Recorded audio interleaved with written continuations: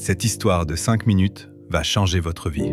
Avez-vous déjà eu l'impression de grimper une échelle pour finalement réaliser qu'elle était appuyée contre le mauvais mur? Voici l'histoire d'un homme qui avait tout ce qu'il croyait vouloir et qui, en perdant tout, a trouvé ce dont il avait réellement besoin. Toute la vie de Kwame Adebayo était bâtie sur des chiffres. Kwame mesurait sa valeur personnelle à la taille de son compte en banque. Ses amis étaient son réseau. Sa vie se facturait en intervalles de 6 minutes. Depuis son bureau au 30e étage d'une tour de verre, il était un roi en costume sur mesure, un maître des transactions. Il n'était qu'à un pas de devenir le plus jeune vice-président de l'histoire de son entreprise. Son monde n'était qu'un vacarme incessant de téléphones qui sonnent et d'écrans boursiers clignotants. Et il était complètement, désespérément vide. Il n'avait pas de conversation. Il avait des transactions. Les gens étaient soit des atouts, soit des passifs. Depuis la fenêtre de son penthouse, il regardait les millions de lumières de la ville non comme des vies individuelles, mais comme un royaume qu'il était en train de conquérir. Puis tout s'est effondré. Ce n'était pas une chute lente, c'était brutal, violent, sans préavis.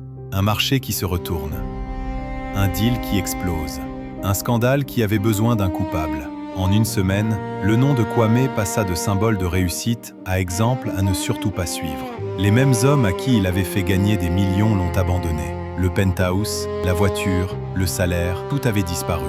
Son téléphone, autrefois en perpétuelle vibration, devint silencieux. Il avait grimpé si haut qu'il n'avait jamais pensé à la chute. Maintenant, en observant la ville, les lumières semblaient se moquer de lui. Pour la première fois, tous les chiffres de la vie de Kwame donnaient 0. Ruiné et humilié, Kwame prit un emploi qu'il n'aurait jamais imaginé. Un poste payé à l'heure dans une petite boulangerie familiale. Sa nouvelle tenue n'était plus un costume, mais un tablier légèrement poudré de farine. Son nouveau bureau n'était plus une salle de marché, mais une cuisine chaude qui sentait le pain frais. Son patron, Baba Ousmane Sow, aux yeux doux et au visage façonné par des années de travail, ne demanda rien sur son passé. Il voulait seulement savoir si la pâte levait et si les fours étaient chauds. Kwame, qui avait autrefois dirigé des fusions à plusieurs milliards, ne savait même pas pétrir correctement. Il détestait la douleur dans son dos, la farine sous ses ongles et l'humilité crue de ce nouveau quotidien. Mais au fil des semaines, puis des mois, il apprit le rythme de la boulangerie, la paix silencieuse avant l'aube, le chaos chaleureux de la ruée du matin. Il commença à remarquer des choses qu'il n'avait jamais vues auparavant. Le visage d'une habituée s'illuminait devant sa pâtisserie préférée. Les petites attentions de Baba envers des clients seuls, la joie simple de créer quelque chose de ses propres mains. La grande révélation n'arriva pas comme un éclair. C'était plutôt comme un lever de soleil lent et discret. Un après-midi pluvieux, Amina Koné entra en courant, trempée et grelottante. Elle acheta une simple miche de pain.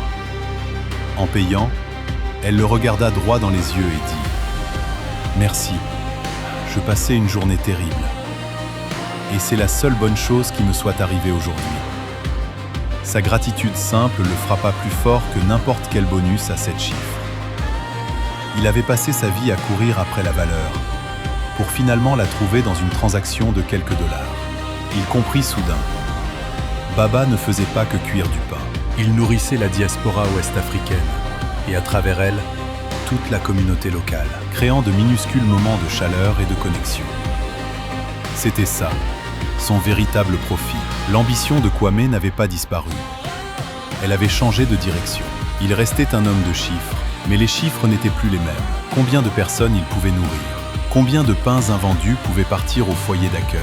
Combien d'adolescents afro-descendants du quartier il pouvait embaucher pour leur offrir une seconde chance? Il mit ses anciennes compétences au service d'une nouvelle vision.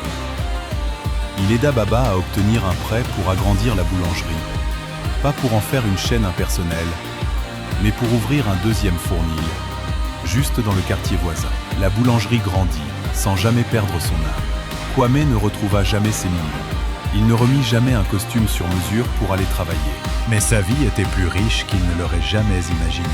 Son nouveau penthouse était un petit appartement au-dessus de la boulangerie et il sentait toujours le pain chaud. Sa véritable ascension n'était pas un retour au 30e étage, c'était de poser les pieds solidement sur terre, là où la vie se déroulait vraiment. Il apprit que la réussite ne dépend pas de la hauteur que l'on atteint, mais du nombre de personnes que l'on aide à se relever en chemin. Kwame réalisa enfin que l'échelle qu'il avait passé sa vie à grimper était appuyée contre le mauvais mur. Il trouva sa véritable vocation non pas dans une salle de réunion, mais dans une boulangerie. Non pas dans ce qu'il pouvait acquérir, mais dans ce qu'il pouvait offrir. Alors, posez-vous la question. L'échelle que vous grimpez aujourd'hui, est-elle appuyée contre le bon mur? Si cette histoire vous a touché, partagez-la avec quelqu'un qui doit l'entendre et abonnez-vous pour plus d'histoires qui font réfléchir.